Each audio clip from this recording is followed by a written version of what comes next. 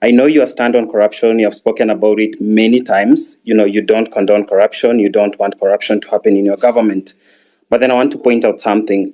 Recently, there was a scandal, with the fertilizer, and the CS was, impeached, or a motion was tabled in the National Assembly by a member of parliament for him to be impeached. But what happened later is that, the same members of parliament from your political party, the UDO party, went ahead and saved this particular cabinet secretary. What does that speak, to your stand regarding corruption? Do you support corruption on one hand, but on the other hand, because he is your CS, these are your members of parliament, they go ahead and flop that motion that was supposed to impeach this particular cabinet secretary? My last question, as a young person, there is a challenge of jobs in this country. But a month ago or so, in the dailies, there was a freeze that the public service is not hiring anymore. What are you trying to tell young people? Yet you say each and every day you want to ensure that we give jobs to these young people who go to school but don't have jobs out here. People are, forced to do things that they shouldn't be doing, and they went through the education system. Thank you very much. Alai has mentioned three things. Mr. Alai, I want to tell you, Mheshimiwa, that I am acutely clear that even if I don't succeed, I want Kenya to succeed. The one thing that I am very clear about is, what do we do to change the status of many Kenyans? Intern doctors. There was a long conversation with intern doctors. I made sure that they were attended to. I met the leadership of the intern doctors myself, finally, and we did make an agreement on how to sort out the intern doctor situation, including I have factored in this budget with their concurrence. When I agreed with them, that we were supposed to sort out their arrears in 3 years. I offered to sort them out in 1 year after I engaged with them, and the money is in the budget. As I talk to you, I have even today decided that even with a cut of the finance bill, I will still make sure that they are sorted out. The issue of pending bills. My good brother, we have pending bills in the region of 650 billion. It is the reason why I appointed Mr. Ouko, our former Auditor General, to interrogate all the pending bills for purposes of making sure that we can pay them. In fact, one of the items that I listed this afternoon, which was also in the budget, is a provision for us to begin the journey to sort out pending bills, because it is crippling businesses of people, it is destroying enterprises of Kenyans, because government is not paying. The third thing that you have said about Linda Mama or Linda Jamii and Edu Afya, I have done three things. Maybe the explanation. Let me give you the explanation. On Linda Mama. Am I audible? Yes, you are, Mr. President. Sorry about that. What we are doing is, under our universal health coverage, I promise the people of Kenya that we need to ensure that we don't leave other Kenyans behind. Under our universal health coverage, in which this year we now have a budget for it, we are going to scale up the benefits of Linda Mama. That is why we have brought it, we have scaled it up into universal health coverage. We want it to reach more Kenyans. That's number one. Number two, we want to enhance the benefits. The benefits were 2,500 for women giving birth in hospital, in smaller hospitals, 5,000, and maximum of 17,000. We have now changed that. From 2,500, we have moved the benefit to 11,000. And we have moved the upper benefit to 32,000. That is not a derogation. That is an upgrading of Linda Mama. Number two, Edu Afya. What we are doing with Edu Afya is that we are universalizing The universal health is universalizing insurance so that every Kenyan, and I made this absolutely clear, and that is why we have changed the law so that not just the students who are in school, but every Kenyan, even those who are not in school, will now be beneficiaries of our chief social health. We, instead of having NHIF, we are now going to have social health insurance fund, which is going to cater for everybody, to universalize access. So on both cases, Mr. Alai, we are not derogating, we are upgrading and making sure that universal health is available to many Kenyans. Finally, on Nairobi, on source of revenue, I thought I heard the governor say the other day that he had increased it, he had raised more revenue than was ever raised. I'm not sure about that. But I want to tell you that that is a Nairobi County affair. You, Mr. Alai, should not be asking me. The public should be asking you, because you are the person. You are the person responsible. You are the representative of the people. You should answer that question. You should be the one to interrogate the county government. It is your responsibility of oversight. It is your responsibility of representation. It is your responsibility of legislation. You should legislate how the county resources are raised. You should oversight the county government to collect it. I just want you to take up your job and do it. Let me, Gray Marwa has asked me two very important questions. Marwa, these are very important questions about corruption. Let me say the following, just three things first. Number one, I said before that corruption must be dealt with firmly and decisively. And that is why my act number one in office, the two acts that I did in office when I came into office was number one, to make sure that I give financial autonomy to the police so that they can pursue corruption to the extent possible, and that they don't have to come back to me, and nobody in my office will control the police in as to who they want to prosecute. That's number one. And I signed, and the budget of the police is run by the IG at the moment, and they are free to go after everybody. That's number one. Number two, I made sure that the judges that had been denied the opportunity to serve and to empower our judiciary, I signed them, and I made sure that they have been gazetted and they went to work. I did not stop there. I have enhanced the budget of the judiciary from 18 billion to this year. I wanted to be at 25 billion. Unfortunately, it may come down because of the finance bill by about $1 billion or so.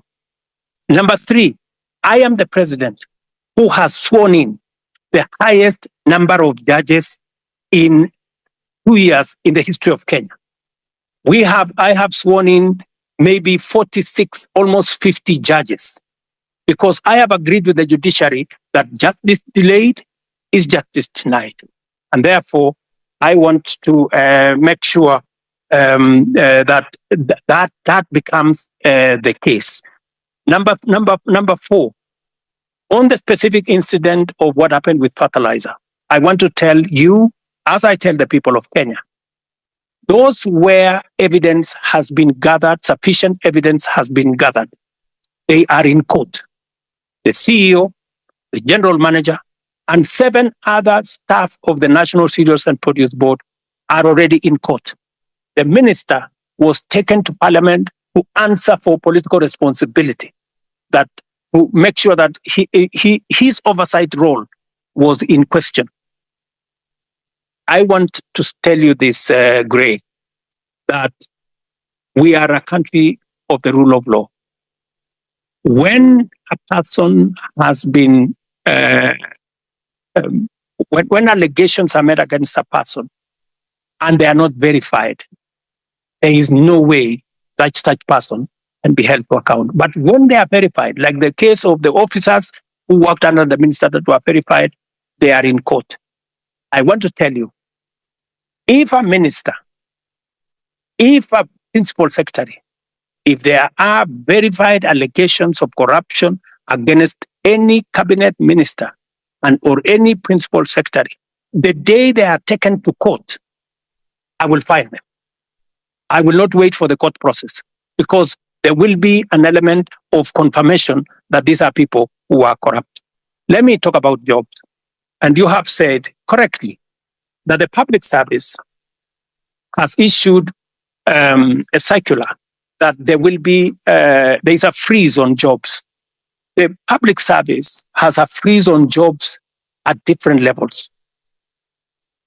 People who are employed at entry level and the space around jobs is huge.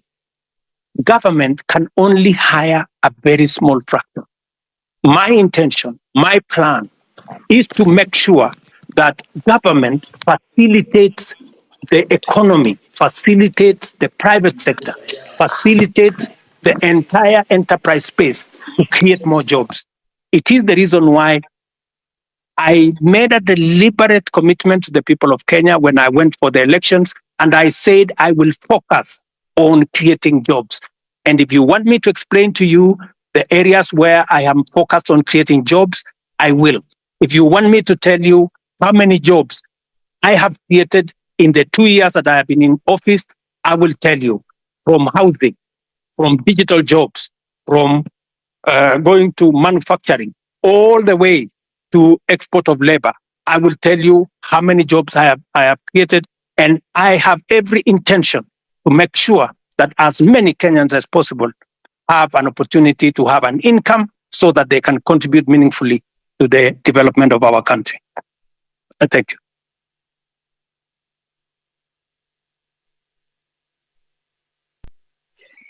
You can speak.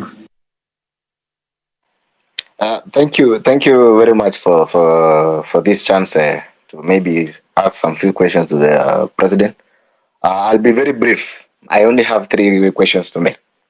One, Mr. President, is that like most of the people have said, is that your government is full of lies because of one.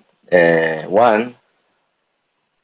want to put it clear that when Finance Bill 2023 was passed, we believe that the revenue that was going to be collected during that period were going to be used for development.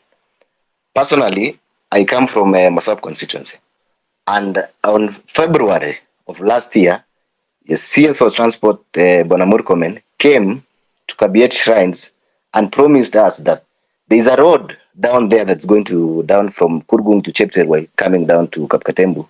He said personally that since that this is a road that was left midway by the contractor, he was going to send the contractor in a record 3 months to be on site so that the road can continue so the contractor can start the construction. Up to now, we still haven't seen that. So that basically tells you that that is a liar. Number 2, I think the Gray has talked about the issue of fertilizer. You've said, Mr. President, that if you find that there is a case against the said minister, you're going to fire him. There is a case that has been filed by the Law Society of Kenya against the Minister of Agriculture. If kindly, we can tell the minister to step aside so that, trying to investigate someone who is in office becomes very hard. So let the minister step aside so that we can continue with the investigation. Number 3, I would want to talk about the arrogance. The arrogance that is in your government. I have heard Mr. President say that the issue of Finance Bill 2024 was, I think it was packaged in a way that maybe you should have done it better. Yes, you should have done it better. The reason being, the people you sent out there, since the MP for Molo, on the issue of the motor vehicle levy, at some point in the TV, he told people that, if you cannot be able to pay that, just leave your vehicle at home. That is the arrogance that was being displayed. The leader of majority in parliament, Kimani Ichung'wah, even went out on a podium, said that, these are the Gen Zs, they come with the phones, go to KFC, they go, and then they come with an Uber. That is the arrogance that fueled all this anger that you're seeing in people.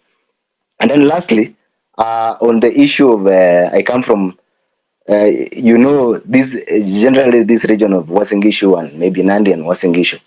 There was an issue of the Finland scam that happened. There's a case in court. Parents paid for the money. The case is dragging in court. So actually, what you saw in Elred, I think it's more of, it wasn't even more finance bill. It's the anger that has been building up. It's been building up. So people were really angry because they've paid, people sold their land.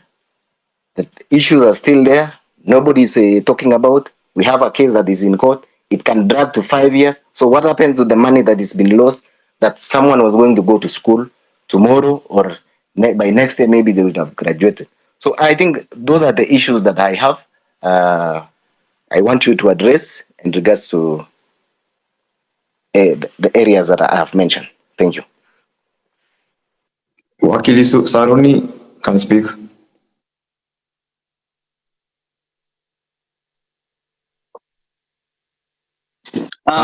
Thank you very much, Your Excellency, for this opportunity to address you, and thank you very much, the host, Hussein and Osama. My name is Jesse Saruni, or rather Wakili Saruni. I am the president of University Students in Kenya, KUSO.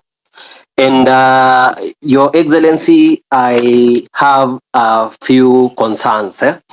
But first, allow me to give you a background of why, in my opinion, I feel comrades were very disturbed about the finance bill. Your Excellency, if you look at the finance bill 2023-2024, it introduced housing levy at around 3%, which was to be redeemable. However, during public participation, the people, most of the people, including comrades, said that we can start at 1.5%. But without communication, the parliament went ahead and reviewed and made it to be 1.5%, but they removed the clause that allowed people to redeem the savings after they retire.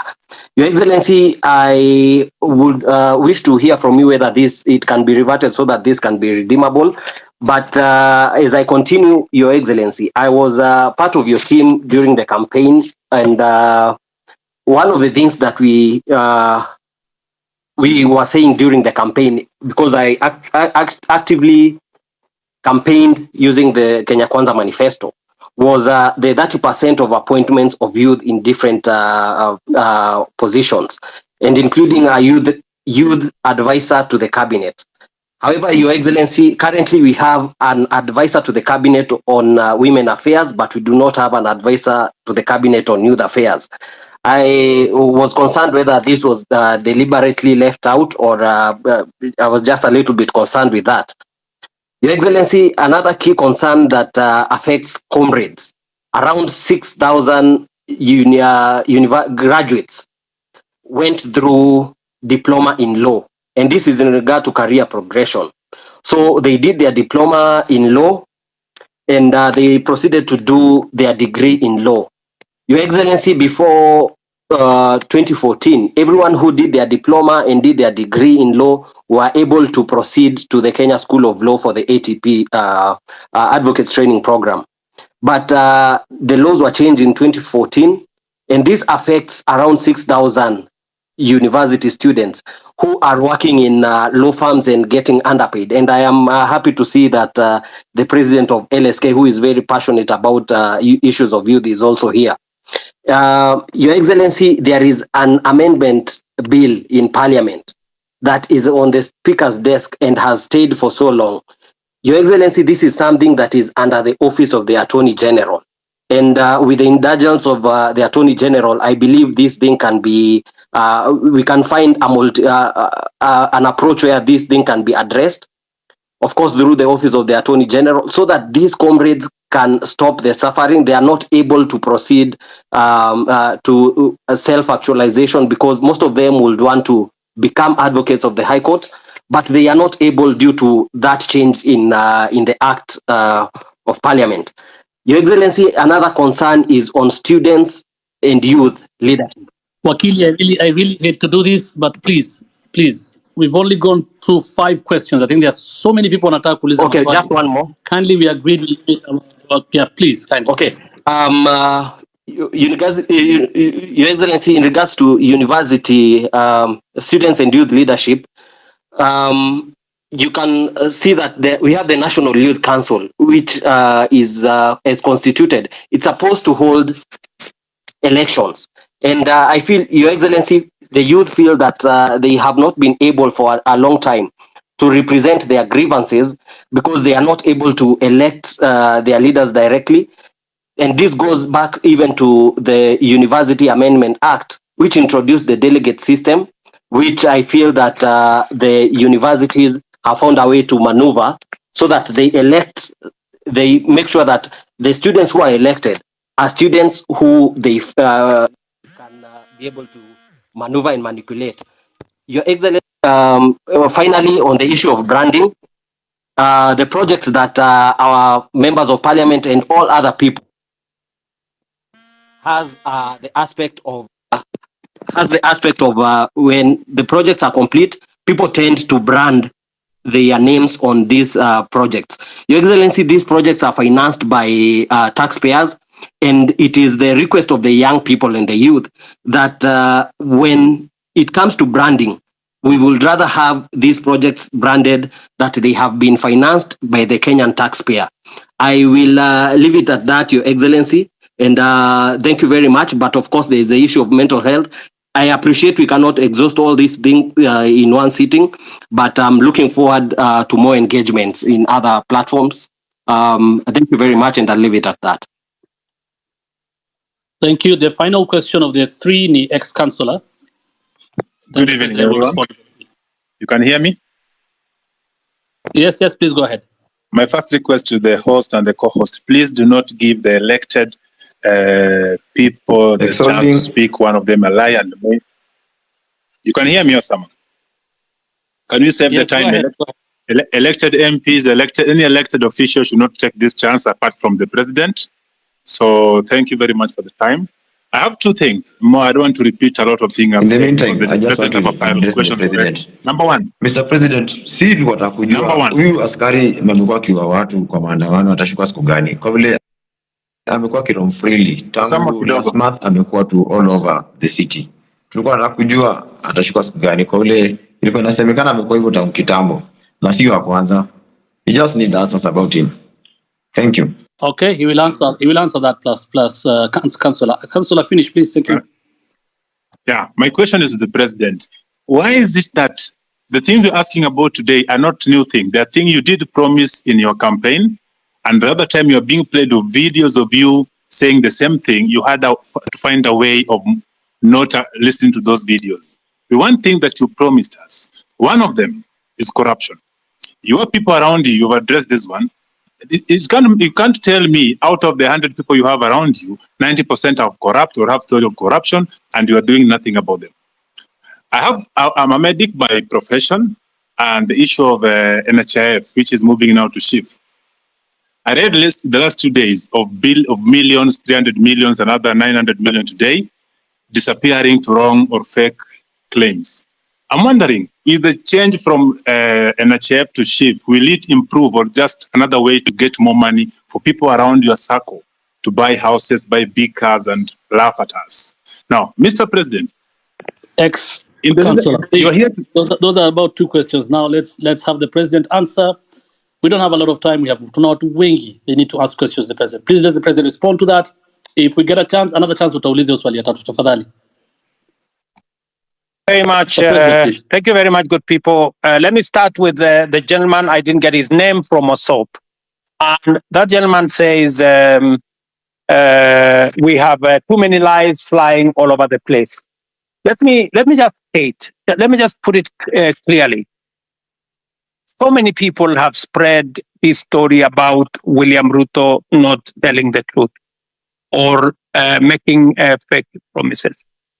I made a commitment to the people of Kenya that there will be a hustler fund. Today, there is a hustler fund that takes care of 2 million Kenyans. I made a commitment to the people of Kenya that fertilizer is going to come down. It has come down from 7,000 to 2,500. I made a commitment to the people of Kenya that we will have a housing program.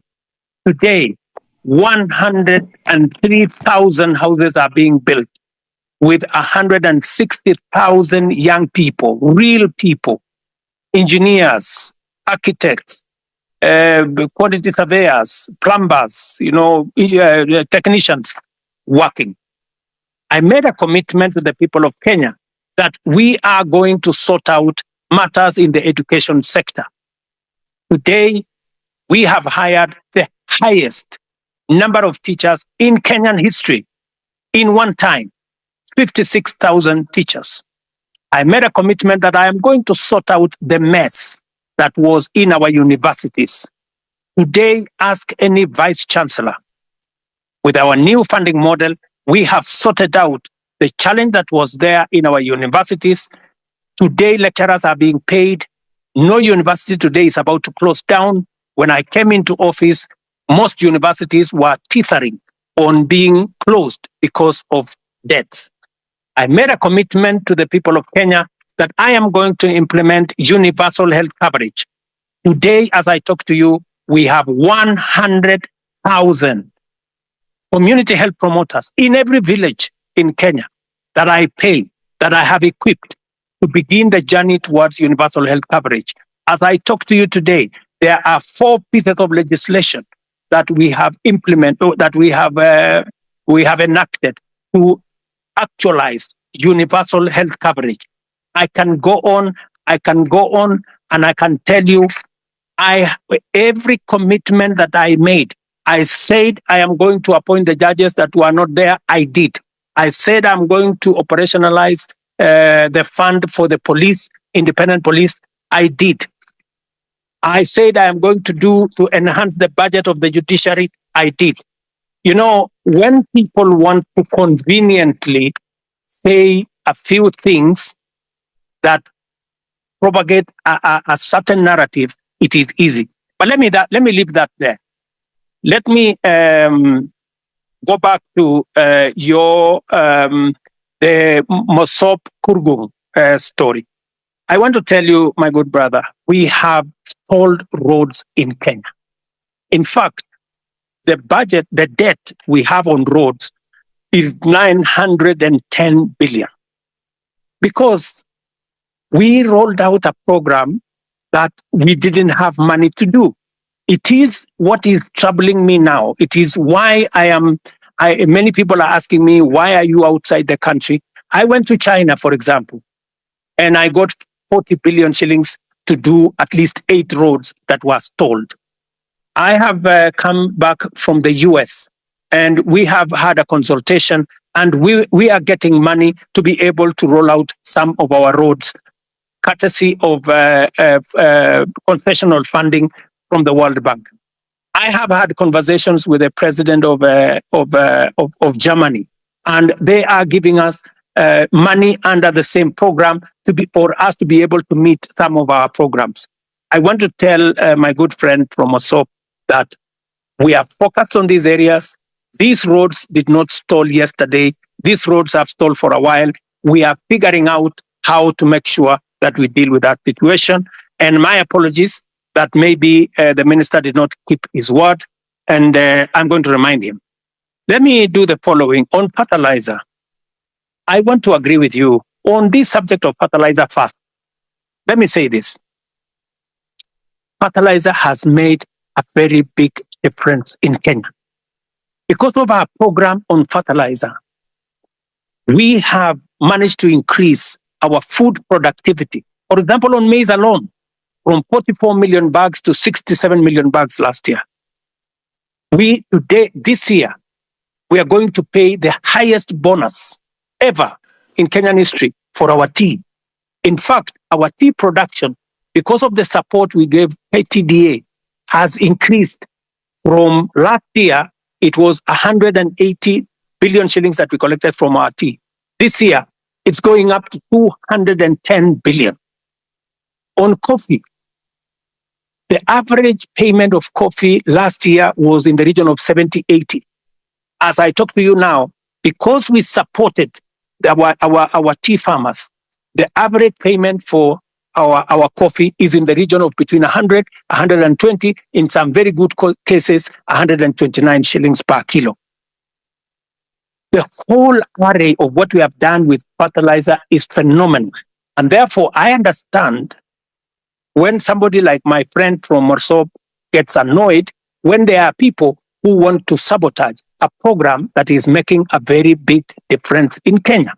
And that is the reason why I didn't delay 1 minute. When this issue of fake fertilizer came into the public, all the officials that were involved in it at the National Cereals and Produce Board were charged. When the minister is finally, when there is evidence gathered enough for the minister to be held to account, I want to promise you that I will fire him and any other minister for that matter, if there is sufficient evidence to hold anybody accountable. Arrogance. I agree with you that not everybody understands communication. Let me tell you, my good friend from Mosop, the day you become a public speaker, you will know how easy it is to make a mistake in the public. Sometimes you say things that you did not mean, but it comes out very badly. So whether it is the member of parliament for Molo, the member for parliament for Molo is a young man. I can tell you that young man is doing his very best. In fact, when I made him the chair of finance committee, many people told me he was too young. I shouldn't have made him. But I wanted to test also young people. And I wanted to mentor young people. And I want to say, he has made mistakes. But I want to tell you that young man is bright. He has a bright future. He made mistakes. I will apologize for him. Maybe he said what he shouldn't have said. But they are among the young people I am mentoring so that they can become leaders tomorrow. Same case with my friend Kimani Ichung'wah. In fact, after he made that statement in, I think it was maybe in Baringo or somewhere, I called him. I told him, look, this is not how to engage the public. If you follow the next day, he had managed to correct his statement. And he had done, an about turn of some sort. Because let me tell you, my good friend from Mosop, I have also one duty as a leader in Kenya. I have a duty to mentor other leaders. They will make mistakes. They will demonstrate, maybe some arrogance, maybe either inadvertently or in whatever manner. But partly, it's because of inexperience, partly because of not a fair understanding of things. But I sometimes will want to take responsibility because these are members of my team, and I will correct them. Let me also say about what you said about the Finland story in Eldoret. It is really unfortunate that people sold property, land, livestock for their children to go to Finland. I wish I could go to court and tell the court to jail these people. Unfortunately, there is something called rule of law. There is something called due process. If these people had not been arrested, if nothing had not been done about it, then I would think that there would be a matter. But these are people who have been arrested. They are, as I talk to you, presently in court. They are being taken through due process. And I am very confident that if they are guilty, the law is going to deal with them. Let me go to Saruni, Akili. You said about the 1.5. It is true. There was a proposal of 3%. The public told us that we do not want a levy. If you want, collect a tax, reduce it to 1.5. So both reduction to 1.5 and changing to a tax was actually coming from public participation. This is what the public said. If the public are going to make a different suggestion going forward, we will respect what the public will have said going into the future. Am I still audible? Are you there? Yes, yes. Yes, Okay. yes, you're Let me here. let me say this. I agree with you, my friend, that I said that I would have an advisor in my office for young people, but maybe I did something different. I gave many young people. If you go to parliament, if you look at the leader of Senate, if you look at the leader of many committees in parliament, I made young people. If you look at my deputy comptroller of State House, these are young people. I decided to have more more principal secretaries. If you look at the profile of my principal secretaries, you have people in their 30s, many of them serving in substantive positions. In fact, many people were asking me whether these girls, some of them look like they are, or these boys, whether they can be principal secretaries. And I am very proud of them. They are doing a wonderful job. But that is something I will consider, Saruni, that as way of keeping a promise, I think that is something I need to consider. And thank you very much for your feedback. Let me also say on the matter of the law that is bringing problems to 6,000 diploma law students who, because of a law in 2014, I will take it up with the AG. Ordinarily, professional organizations like the legal fraternity are normally regulated by professional bodies like the LSK and all the others. If we get a recommendation from the LSK to the Attorney General, I will be able to facilitate and make sure that we don't enfranchise 6,000 people in Kenya who have undergone training and who need to practice law in the way they want to do. I agree with you that there has been a problem with the Kenya Youth Council. We need to deal with it. And I have told Ababu Namwamba, my minister for young people, to look at whether we have the right forum. The problem with the Youth Council, it has always looked like it is a government agency. We want to make sure that it doesn't look like a government corporation or a government agency. We want it to be a young people's organization in a way that government influence and government intervention is limited, so that the young people can speak for themselves. I would welcome ideas, Saruni, from university leadership on how we can make the Youth Council better, more democratic, and more representative of the young people. I couldn't agree with you more on this branding issue. I see faces of people all over the place on government projects that have been done.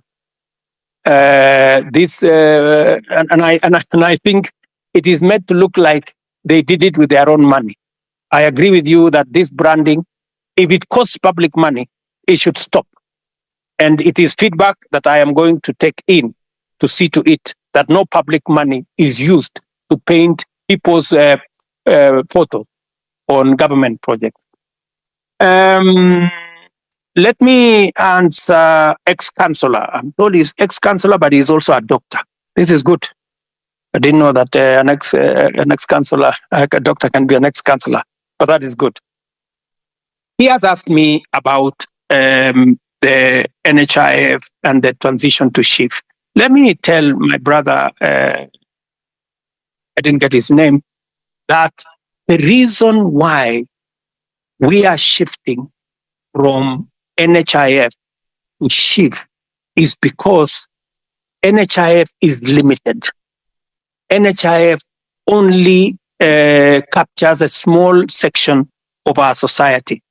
It is my intention, as I made a commitment to the public, that every Kenyan must have two things: must have access to healthcare and must have access to health insurance. We must make sure that those people, even those who cannot afford NHIF, because there are many people who cannot afford the 500 we are paying at the moment. And that is why we have brought in a means testing system, so that the people who cannot afford the 500, we have now reduced it to 300 under the new program.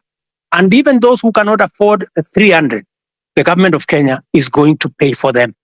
so that no Kenyan will go to hospital, whether they are suffering from hypertension or cancer or diabetes or whatever. Either they get treatment because level 1, 2, and 3 are free, or they can go to a referral hospital and there is an insurance system. Through SHIF, that's the social insurance that is going to make sure that their bills are paid. So, and let me tell you, one very important addition to this program is the digital health platform. The biggest problem we have had in NHIF is the digitization process. We lose a lot of money because of collusion between hospitals and staff at NHIF. In fact, you saw in the public media that there are hospitals that have more accountants than medical officers because they are gaming the system. We have now standardized all tariffs. There is no way you can be treated by malaria in one hospital and you pay 1,000, and treated for malaria in another hospital and pay 100. We have standardized, whether it is public, whether it is private hospital, we have now standardized treatment. That is what happens world over in countries that understand how to manage matters health. So this is a comprehensive program. It is one program that will change the face of Kenya. Kenyans will no longer have to sell their land, sell their property to go and pay for hospital bills. We will, all of us, stop these harambes and the public collections that we are collecting to go and deal with people. So, my good friend, this is the plan. We have gone through it with Parliament. We have enacted 4 pieces of legislation. It was my plan to launch it on the 1st of this month. Unfortunately, because of the challenges we've gone through with the finance bill, we have shifted it to begin 1st of October, but the process of registration has already started. I think we are on day 4. And already over 100,000 Kenyans have been registered. So, and I want to encourage all Kenyans to register so that we can be able to plan for our health together as the people of Kenya. And we can even plan for our health commodities, and we can be able to secure everybody from matters illness. Thank you very much. Not finish my questions. So as I continue, but my main point was corruption, whether it's an HIF or SHIF. I told you 300 million paid to fake claims, around 9 million today, early in the morning. Will this stop in the new system? Is that since you came into power now 2 years ago, the only thing you keep mentioning is the price of Unga going down and the housing project, which we do know very well will not be occupied with the common Mwananchi like me. So do you have another project that you can always tell us? The things you promise, a lot of things, from police killings, that things are happening. Which one are you going to address other than the 2 of price of Unga and housing? Now, in the police thing, there's somebody, as someone has told you, you have not addressed, someone was asking, there's a police that killed somebody, is believed to have killed the first Rex, the first death of the protests. Still roaming. Yesterday, the other day, was seen in a video shooting directly to a crowd. I didn't see the end of the bullets. I cannot tell the crowd to a wall. What is happening to this? When are these people getting arrested? What is DCI doing about them? Why is it that the nobodies are getting arrested, arraigned in court in very few days, but then the big boys are just sitting somewhere eating our taxes? What are you doing about them? What is your direction to address this issue? Thank you. So, and also, if you notice something in the pattern, there are the last Mandamano, the recent one that was full of goons. How come the first four, there were no this violence, but then there is the last one with coffin in town and police entertaining these people dropping the coffin from the lorry, as well as seen packing them back in the lorry in the evening. It's clear that somebody was behind this, and the police could not touch the very people that were doing this. But when it was another person with a phone and a bottle of water, they get shot, they get tear gassed. What is happening? Why do you speak A and do C? What instruction are you giving to the police? Yesterday I saw that you are praising the police for having done a good job professionally. Well, people died. What are we praising here? What Kenya are we looking at? So can we just match the word with the action? We've been talking too much. We see you on TV every day. We're on space. When are we getting to see action? Let me give space for other people. Thank you.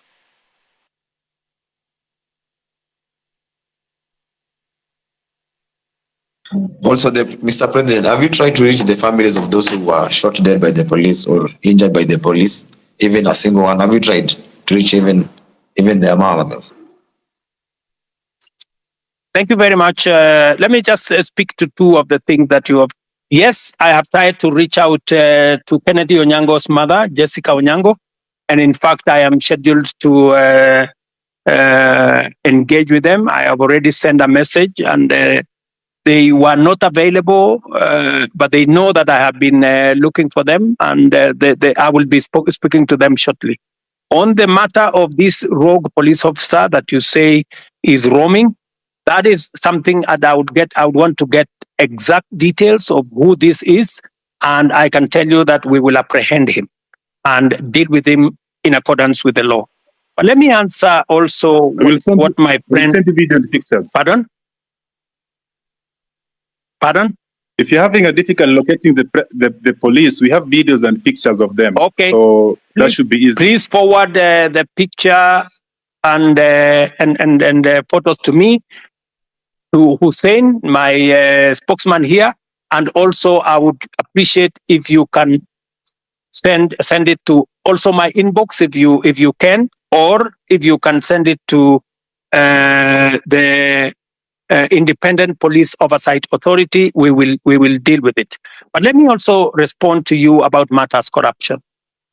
I want to promise you that part of the pushback we had on implementing our universal health coverage is because of corruption. Very many corrupt people who are gaming NHIF were against what we were doing. That is why they went to every court available, trying to sabotage this program, because they know that they will be out of business once we roll out this program, because there will be no room for them to hide. It is also the reason why, my good friend, I am digitizing government services, because I want to reduce the interaction between Kenyans and officers who sometimes ask for bribes left, right, and center. I want Kenyans to access public service from the comfort of their offices or their phones or their homes. But let me speak to the subject of corruption in that matter. Number one, we will operate a digital system through and through, whether it is with KEMSA, we are digitizing KEMSA, we are digitizing commodity distribution, we are digitizing matters to do with all health hospitals. In fact, the program that is going on now, we have grouped hospitals into PCNs, where we are grouping a number of hospitals into one PCN in every sub-county, so that we can identify where these hospitals are, and we are working with the counties. I know you have said that the only thing I talk about is unga and housing. Let me also tell you, the whole housing plan is not just about houses, my brother. It is about real people, real jobs.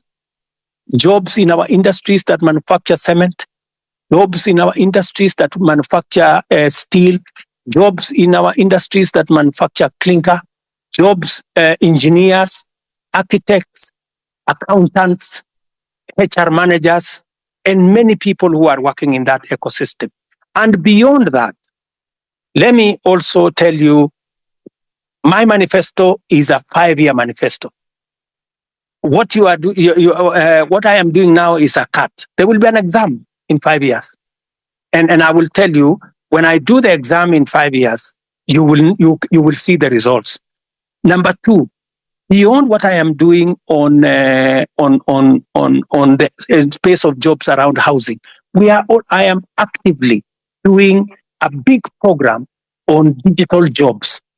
I was in Ruiru the other day, launching with CCI a digital hub that is hiring, as I talk to you today, 5,000 Kenyans in Ruiru. I challenge you, you can go to Ruiru tomorrow to CCI, you will find them working. And they are not the only ones. We have 140,000 Kenyans today who are working in different parts of Kenya, in TVETs, in ICT hubs, who are not working before I came to office. Today they are working because I have a very clear plan on digital jobs.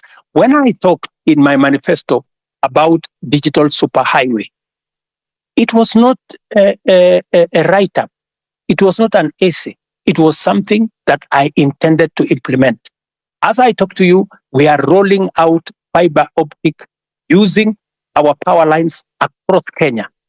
And in this year's budget, I had set money to work with the constituencies, with members of parliament, to make sure that there is an ICT hub in every ward in Kenya, where young people in ordinary places in every ward can have access to the internet, to computers, and to make sure that these young people are trained and they can have access to a digital platform where they can work. As I talk to you, listen to me carefully, 149 to be exact, 1,000 young people who you can contact today are monetizing their talent on the digital platform, working under the program that I have set up. So it is not just housing.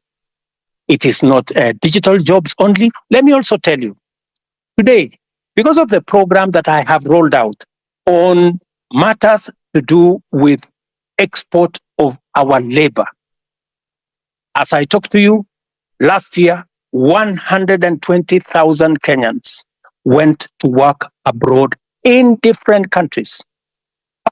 I've had a good sister there say, what is the president doing in Germany? What was the president doing in America?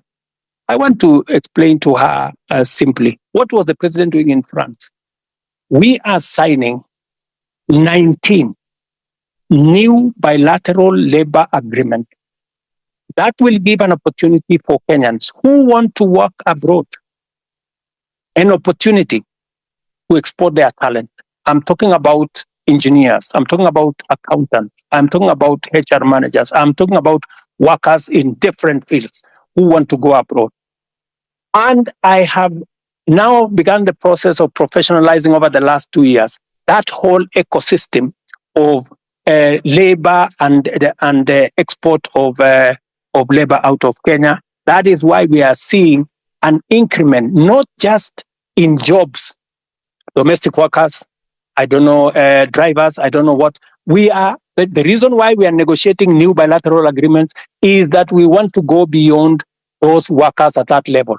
We want to export skilled labor, we want to export professionals, and we are creating the ecosystem for that to happen. In fact, if I tell you now, if you go to www.neaims.go.ke, you will see that there are 400,000 jobs on that platform. Different kind of jobs from different countries. We are now trying to make sure that those jobs will not be 400,000, they will be 1 million, and they will be largely, as we conclude these bilateral agreements, bilateral labor agreements, they will include many professional jobs, many skilled jobs. And I want to challenge the young people listening to me on this X forum, that is an opportunity. You can go to eCitizens today and check whether what I am telling you is true or not, whether those jobs exist or they don't. And I want to challenge everybody to go to that space, because that is one of our strategies. In fact, I saw on a Friday when there was a demonstration, one gentleman from my village was interviewed, and he said, the president has failed us because there are not many jobs in Kenya. The problem is that so many people are still going abroad to look for jobs. Little did that guy know from my village that I am the one who facilitated those who have gone abroad. It is part of my strategy to create opportunities. Let me finish by saying, in this year's budget, the whole trajectory was about manufacturing. How do you create local jobs, my friend? The days when we just used to say, we are going to grow the economy and the economy is going to create jobs, that is gone. We have to be deliberate. Housing, I know how many jobs I'm going to create in housing. Digital jobs, I know how many jobs I'm going to create. Export of labor, I know how many jobs I'm going to create. Now, what I had done in this year's budget is to put a mechanism where we promote our own manufacturing, local manufacturing, using local materials, hiring local labor and local professionals, and creating local wealth.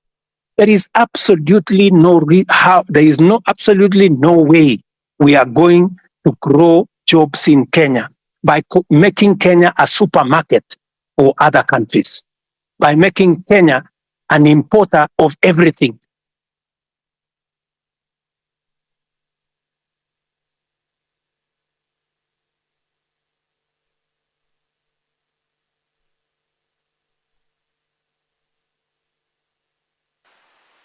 You can't hear you. You're done.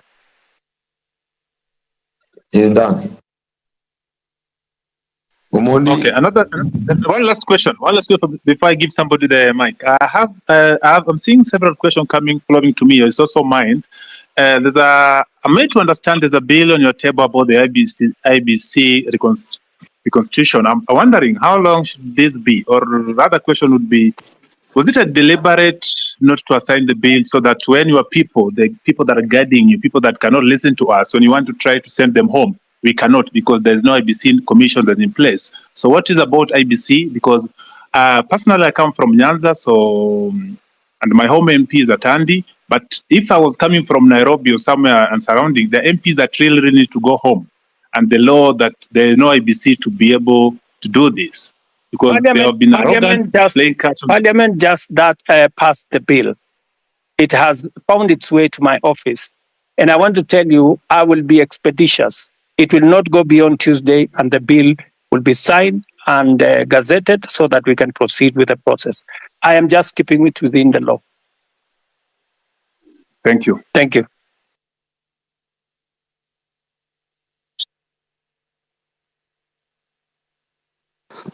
Okay, thank you, Mr. President. I think we can get another. I'm having issues with my phone. I don't know why. So let's get. Hi guys. Can you hear me? Osama, can you hear me? Yes, we can hear you, Mila. So mine is not, guys have said all the things that guys would have to say. Mine is, Mr. President, probably, I think I should address you as Baba Sharlin. Probably you will get where I'm coming from. And can I have your name if you don't mind? Do you mind saying your name? But if you don't want, it's okay. My name is Mila. Mila. Okay, Mila. So on the eve of the guys who are protesting to the parliament, I'm a photographer and that's what I do. And the guy who was shot, he was shot right in front of me. And it's something that has been living with me in my head since that day. And it really pisses me off. Like, I'm really pissed off. Like, the day you addressed the nation on that Tuesday, no one was remorseful. Like there was no, like, it's like, I don't know. It's just like, life doesn't matter to you guys in the government. Okay, I'll give you that. Later you came and apologized, but still, people in your government walk to TV stations. It's like life don't matter. And that thing, it has been disturbing me because I saw the boy being killed. Even if you go back, You can go check Larry Madowo videos. He traced how the boy was. He was carrying nothing. Like literally, he was carrying nothing. I know you've spoken about this over and over, but my question is, and it's not even a question, mine is probably just go back and reflect. You are a father, you are a granddad. How would someone feel when the child is dead? I bet from where I stand, none of your government officials have even visited the families or reached out to the families from where I stand. Probably you guys just go back and reflect. Do we really matter as people who elected you?